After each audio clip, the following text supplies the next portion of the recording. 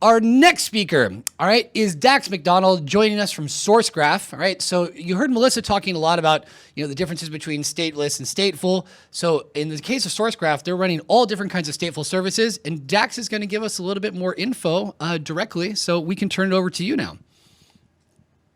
Welcome, Dax. Hey Bart, how's it going? Good, very, very nice to see you. How you doing? Doing great. Yeah, I'm Alrighty. excited to give you this great overview of how we run stateful data at Sourcegraph. All right, well, let's take a look. Just a reminder, folks, you can leave comments and questions in the YouTube chat, but also if you really want to continue the conversation afterwards with the speakers, jump in our Slack, and that's where you can have more direct interaction. All right, Dax, it's all over to you. All right, thank you. Awesome. Oh, cool. Looks like this is the updated slide deck, so that's awesome. So hello, everyone. I'm Dax McDonald. I'm going to be talking today about how we use stateful services at Sourcegraph to index the world of open source. A little bit about me. I previously worked at Rancher Labs on multi-cluster management. Now I'm at Sourcegraph, and we're focused on bringing code search to every developer. And we're hiring, so I'd love to, if this sounds interesting, please reach out to me after the talk. Just kind of an overview today is I'll be talking about why Sourcegraph needs so much stateful data, and I'm going to be focusing on two particular code paths in our product: index searched and non-index searched. I'll be talking about that, and I'll be providing kind of a high-level overview of stateful data in Kubernetes, and I'll kind of talk about some of the problems that we've encountered and our attempted solutions. So first of all, let me just kind of go here. If this demo works, then I'll get to demo some of the awesome things that we can do with Sourcegraph. Everyone see my screen there? So this is kind of an example of Sourcegraph searching for this thing across my entire code base. I can search across the entire world of open source code. And there's some features in here that might be more familiar, that might even be familiar to those who use a powerful IDE. So these are features that we have just right in the browser. These are pretty cool. I always love to do the things that we can do with our product, and bringing these awesome code search abilities to a ton of people. Just drop back to that. That's kind of maybe just an idea of what you can do with Sourcegraph, but that was Sourcegraph.com. And then Sourcegraph.com, in comparison to our on-prem product, we're actually indexing over 1 million open source repositories. We have a goal to index every single repository on the web with more than 1 star by the end of the year. Right now, it looks like 240 terabytes of repository data that we manage and 98 terabytes of index data. Yeah, that was just in case my demo didn't work. The Sourcegraph architecture, we're just going to be talking about a slice of it. It's a large product with quite a few different subservices. We have your normal collection of Postgres databases. We utilize Redis for caching. We have actually an S3 compatible object storage layer. We have several bespoke stateful services, which we'll be kind of be focusing on today. And we also have a large amount of caching that depends on the empty dir type of ephemeral volumes in Kubernetes, which I'll be discussing a little bit more. And then, kind of a unique thing about Sourcegraph, we're really storage bound. High-speed storage is what makes your searches faster. That's what we're always, looking at, and ways to get higher performance out of the underlying storage mediums we use. So here's a focus on index search. So index search uses a trigrams-based search application underneath it called Zookt from Google. It creates these indexes over time. So this is where you get those millisecond level searches that are really high speed.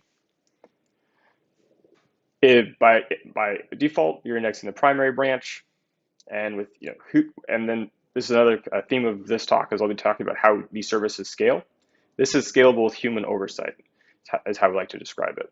And by that we mean, when you increase the number of index servers,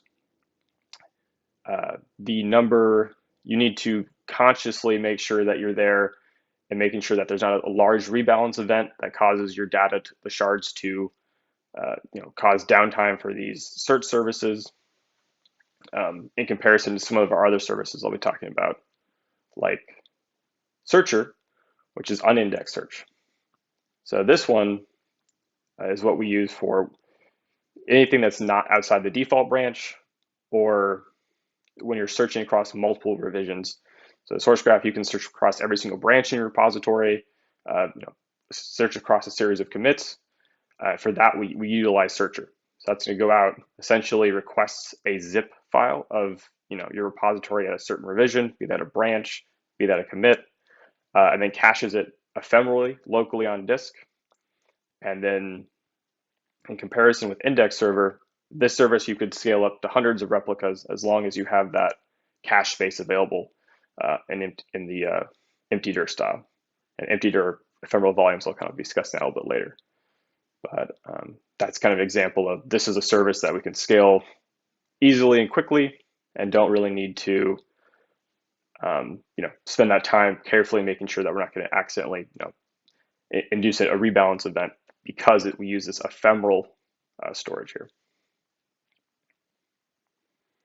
And then Git Server. This is kind of our internal mirroring service. This goes out and clones and mirrors code from various code hosts, be that GitHub, GitLab, Bitbucket. It's actually directly running Git commands. So when Searcher asks for a certain revision, it's using Git show. When we're asking for certain contents of a commit, it's actually running those Git commands. Again, and this service is not HA. And this is kind of an important thing I'll talk about later as we've moved to Kubernetes. These are issues that come out during rollout. A single repository lives on a specific Git server. So even if we have hundreds of Git servers, the service isn't implicitly HA or highly available. So when we scale it up, we need to be considerate of the fact that we might induce downtime due to rebalancing. Again, this is just a small slice of the architecture of Sourcegraph. We have several other stateful subservices within our architecture, and the full architecture diagram is available on our handbook, which is you can find at if you just search Google Sourcegraph handbook. So as I kind of mentioned earlier in the talk, I'll be discussing a little bit about stateful data in Kubernetes. Stateful applications in contrast to stateless applications, we have persistence requirements. A lot of times when you hear about persistent data in Kubernetes, you're going to hear the concept of volumes. That's kind of kind of a key to know that we're discussing persistent data or stateful data. And this portion I'm just going to be focusing on persistent volumes versus ephemeral volumes and how we use them at Sourcegraph. So this is I just want to provide a quick overview of a dynamic persistent volume claim provisioning process, because I think it's really interesting to kind of know how this works. So we have a deployment here with a volume mount that mounts some data at the path at /data. And then we're going to have a persistent volume claim that actually goes out and defines the requisition for that data, 200 gigabytes from the default storage class with a read-write once access mode. And then we have the actual storage class, which in this case is being backed by the persistent disk driver from Google. So this would, you kind of assume this is a GKE-based storage class. And there's some parameters here about what kind of storage you want, balanced. That could also be SSD. And it's kind of a visual representation of that process. We have a deployment, we have a persistent volume claim, and that storage class. So when we apply that deployment YAML, we have a pod that's going to be created. That pod is we're also going to be applying that persistent volume claim at that same time. And that persistent volume claim with that referencing that storage class is going to trigger that provisioner to go and reach out to something external to the cluster, whatever service you're using to create that volume. In this case, it's going to be a cloud provider API. We're actually going to be asking Google Cloud to go allocate that physical disk for us. An important thing to call out here is that that's not instantaneous. For people who are familiar with stateless applications, usually there's this, there's not this whole process outside of the cluster where you're waiting for this persistent disk to spin up. And that's important to call out because there actually isn't, Kubernetes has a service level objective of 5 seconds for stateless pods to spin up. That's not true for stateful pods. There's a dependency on that external volume creation service. So we can't actually know for sure how quickly we can spin up these persistent, these stateful applications, which is something that I feel like trips up a lot of people when they first enter into this. Another thing to call out here is some of you might have noticed on the deployment YAML, on the replicas, there is a section here that describes replicas. There's one replica. So, and that's going to be an issue actually. For a stateless application, having one, not using a stateful set here, it's not a big deal. But when we have a stateful application, when we increase that replicas to 2, we're liable to have some subtle bug cases. Like if we're lucky, we'll actually see that pod will be, we'll get a volume multi-attach error because we'll have 2 pods that are trying to reference one persistent volume claim. And those are just things that, for the more experienced ones out there, you should be obvious. You should have used a stateful set from the beginning. But these are things that I think trip up newbies as they're coming into learning about stateful data. It's like, why can't I just increment the value of replicas? No, you have to be a little more thoughtful when you're working with persistent data. We talk a little bit about ephemeral volumes. The ephemeral volume that we use most at Sourcegraph is empty directory. Pro, essentially you're using the root node of the kubelet for storage, the boot disk.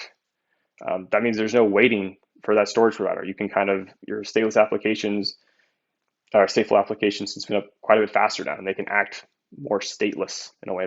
You get some of those higher spin up times. You can even mount as a RAM disk if you need a ton of IOPS performance.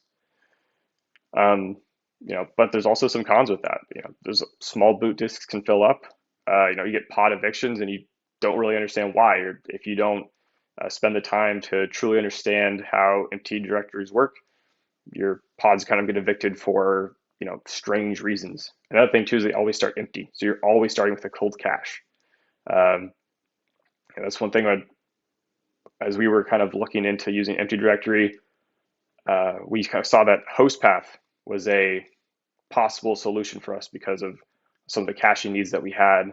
The fact that we run trusted workloads, because there's, I'm sure as people here are aware, HostPath has a lot of interesting security risks. So we spent a lot of time looking at that and kind of found that HostPath allowed us to get some nice benefits in a similar way to how others use empty directory volumes. Just like a high level overview, we saw there's quite a few challenges in using stateful applications, just simply because they break assumptions from earlier experiences. A lot of us have seen those demos of fast scaling applications. Those aren't really true once you start getting into the stateful world. You need to be considerate of how long it takes for your persistent volumes to be created, how long that your storage provisioner takes to actually go create those. Just talk a little bit more about, I think, a unique perspective that Sourcegraph has is we're unveiling a public SaaS right now, but we have a history of on-premise deployments. So we worked heavily with customers to basically deploy Sourcegraph on their infrastructure. For cloud SaaS, some things that we've found as we had a small operations team is we leverage databases as a services heavily. We have multiple Postgres databases. We took those out of Kubernetes, so we put them into Cloud SQL. We have an S3 compatible object storage, and that was something where we use GCP buckets for that. And we also are evaluating doing the same thing for our Redis service. Things that don't have to be in Kubernetes, our small operations team makes sense for us to kind of move those out. We also have, and this allows us to focus more on our bespoke services where we have these really high storage requirements. For example, a GKE specific thing that we leverage is local SSDs. These are NVMe drives that are physically attached to the virtual machines and allows us access to extremely high performance disks. This is why we also kind of looked at that HostPath mounting, because you need to use HostPaths to access local SSDs. We found it gave us a ton of performance, and we had an architecture that already needs a lot of caching. Another thing to think of is we're cloning so many repositories daily. We're syncing so much data from these external services. Want to be nice and polite. We don't want to exceed their API rate limits. So we spent a lot of time heavily caching GitHub, GitLab responses, and various proxy services. And then we also prioritize syncing. Some of the continuing issues that we're having today is our engineering team really wants continuous deployments, as they should. One of the challenges on the operations side for doing that is because we have these stateful applications that weren't developed with a mind to continuous deployments. They were meant to be incremented one version at a time. Most notably, Index Server and Git Server suffered downtime when there's a rollout, right? Because a single repository lives on a single Git server and a single index lives on a single index server. So that's a challenge that we faced. One thing we've been looking heavily is obviously adding application level high availability. Engineering is working really hard on that. From the operations side, though, we're also trying to look into solutions for that. We briefly considered blue-green deployments, where we duplicate all the data. But as Sourcegraph grew, that just became so expensive that it didn't make a ton of sense, and it took so long that, again, wouldn't make a ton of sense for us at the time. Our current approach is kind of a partial fix. We always have a high number of shards, so that when we do these these continuous rollouts and these new versions that are happening multiple times a day, there's blips of downtime, but it's only for a certain number of repositories. And not a large swath. So only like one out of only a small portion of the application suffers downtime. Another thing that is a technical debt that we're paying for now is database migrations. We have a large number of, in the past, again, we had applications that would, a major version, we'd perform all the database migrations and they were part of the product. Now as we're doing continuous deployments, we're looking to split that out and make that not a part of the application anymore.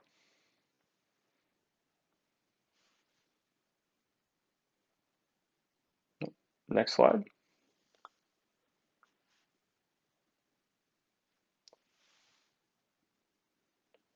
It's the next slide here. Okay. Some of the challenges in on-prem deployments too, we have any cloud compatibility that we're looking for. All those things we talked about, S3 compatibility, Postgres, managed services. Sometimes we have customers deploying to data centers. They don't have access to those things. So that meant that we ship Minio for S3 compatible storage. We ship our own Postgres databases. Another aspect that we came off to in the past was we had customers who weren't comfortable using operators. When we suggested, hey, we're thinking about adding an operator to a product, how do you feel about that? We had customer pushback from that, so we weren't able to do it. And then the last thing was there's just a lot of variation we see in how people use Kubernetes and how they deploy Kubernetes. Using GitOps, using Helm, that's always been a struggle when you're trying to deliver an on-prem product. All right. Thank you, everyone.